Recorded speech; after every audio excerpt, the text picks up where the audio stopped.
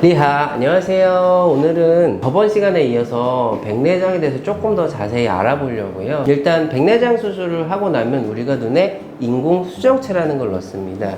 환자분들 중에 간혹 난 넣기 싫어요, 안 넣을래요, 그거 꼭 넣어야 돼요, 이러시는 분들이 있어요. 뭐 인공으로 맞는다는 걸, 눈에 넣는다는 거에 대해서 거부감이 좀 있으신 것 같더라고요. 그리고 뭐 주변의 분들이 나는 안 넣었어 라고 하면서 이렇게 잘못된 정보를 얘기를 해주셔서 저도 안 넣을래요 라고 얘기하시는 분들이 간혹 좀 꽤 있으세요. 저번에 잠깐 설명을 드린 건데, 자, 우리 눈 속에 들어있는 이런 렌즈가 있어요. 수정체라고 하는데, 요게 뿌옇게 변하는 게 백내장이에요. 쉽게 설명드리기 위해서 요걸 안경알이라고 생각을 해볼게요. 우리 눈에는 원래 이만한 두께의 안경알이 들어있는 거예요. 자, 근데 백내장 수술로 내가 이만한 안경알을 뺐어요.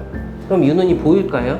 안 보이죠. 안경을, 내가 이만한 두께의 안경을 원래 쓰고 있던 사람인데 이 안경을 벗겨버리면 당연히 안 보이겠죠. 그래서 이걸 이대로 제거하고 놔두면 그분은 장님입니다. 아무것도 안 보여요. 그래서 우리가 제거를 한 자리에 인공으로 만든 렌즈를 넣어주게 돼요. 수술 전에 안 보이시던 걸 도수를 잘 조정을 해서 잘 보이게 맞춰져서 도수를 넣어드리기 때문에 백내장 수술을 하고 나면 환해졌다, 잘 보여요 라는 이야기를 하시는 이유가 이 도수를 조절해서 인공수정체를 안에다 넣었기 때문에 환자분들이 보이시는 겁니다. 간혹 그런 뭐 인공수정체 안 넣으면 안 돼요 라는 질문을 하시는 분들이 계셔서 제가 이거 간단히 설명을 드린 거고요. 수술하고 나서 인공수정체는 꼭 넣어야 됩니다. 자, 그럼 요 넣는 인공수정체는 크게 두 가지 종류가 있어요. 단초점 렌즈와 다초점 렌즈라는 크게 두 가지 렌즈가 있어요. 이 다초점 렌즈는 뭐 노안 수술이라고 광고를 하는 병원들도 있고 여러 가지 이름을 붙여서 광고를 하긴 하는데, 단초점과 다초점 이렇게 두 가지로 나눠진다고 보시면 제일 편해요. 물론 그 안에서 조금의 차이는 있긴 하지만, 단초점의 특징은 뭐냐, 말 그대로 초점이 하나예요.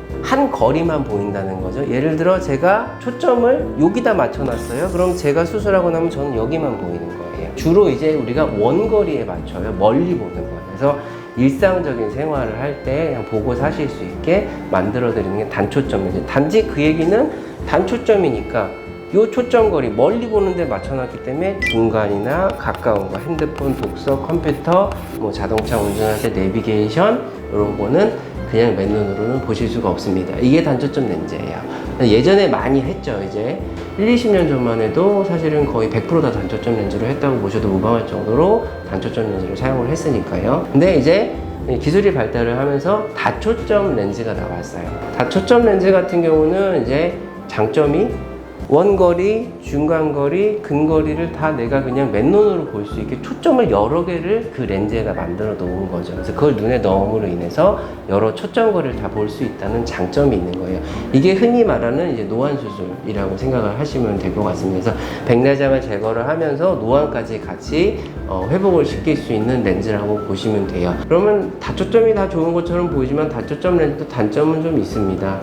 야간에 빛 번짐이 단초점 렌즈에 비해서 조금 더 생긴다든지 해상도가 약간 저하가 된다든지 하는 단초점이 가지고 있는 장점에 비한 단점도 있지만, 다초점이라는 게 가지는 일상생활을 내가 안경 없이 생활을 해줄 수 있게 한다는 장점이 있기 때문에 뭐 노안을 좀 극복을 하고 싶거나 수술 후에 안경을 좀 벗고 완전히 생활을 하고 싶거나 하시는 분들이 선택을 하는 렌즈고요. 어느 하나가 좋습니다, 나쁩니다 이런 개념이 아니고 환자분이 원하시는 것과 저희가 검사한 결과를 매칭을 시켜서 권유를 드리는 거기 때문에 저번 시간에도 말씀드렸지만 주치의 선생님이랑 상의하셔서 제일 좋은 선택을 하시는 게 제일 중요할 것 같고요. 그 다음에 수술 방법은 사실은 요즘에는 거의 단일화되어 있습니다. 초음파를 사용을 해서 수술을 하고요. 그 다음에 레이저를 이용해서 보조적으로 도움을 받기도 합니다. 근데 어느 수술법이 좋냐 이런 건 없어요.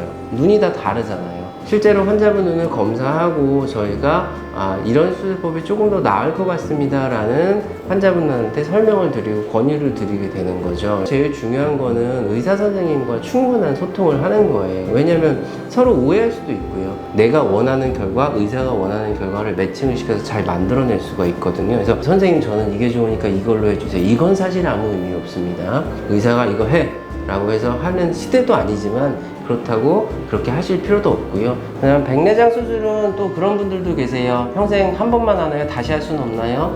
평생 한 번 하는 수술이라고 생각을 하시면 편해요.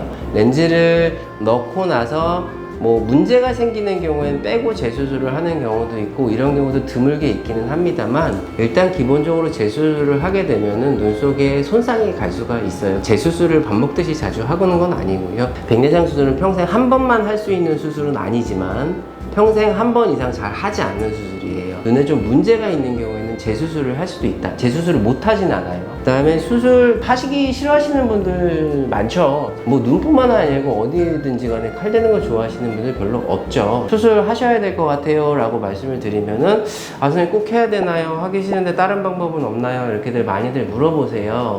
사실 이런 말씀 드려서 죄송하긴 한데 백내장은 수술이 답이에요.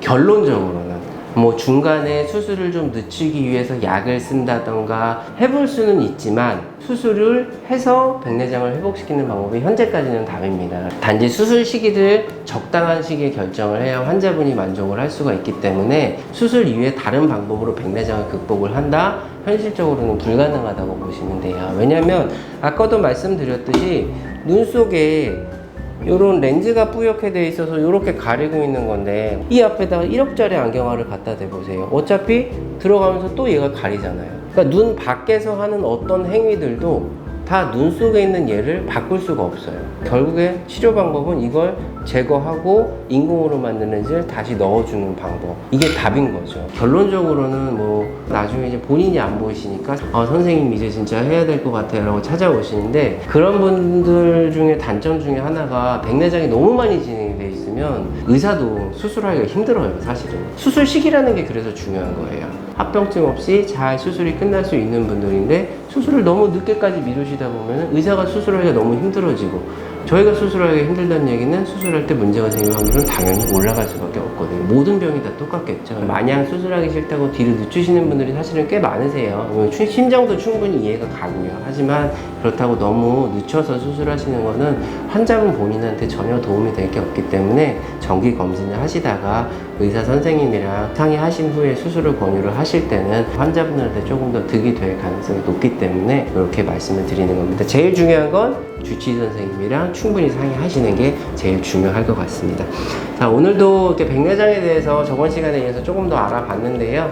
실제로 병원에 오시면은 되게 여러 가지 것들을 의사 선생님들 물어보시고 상의를 하세요. 당연한 거고요. 이렇게 해서 제가 말씀드린 이게 전부 다는 아니니까 한번 다니시는 병원의 원장님들, 선생님들과 상의를 해보시고 그 다음에 결정을 하시는 게 제일 좋을 것 같습니다. 오늘도 이렇게 백내장에 대해서 좀 더 알아봤고요. 다음에 좀 더 좋은 콘텐츠로 찾아뵙도록 하겠습니다. 리하!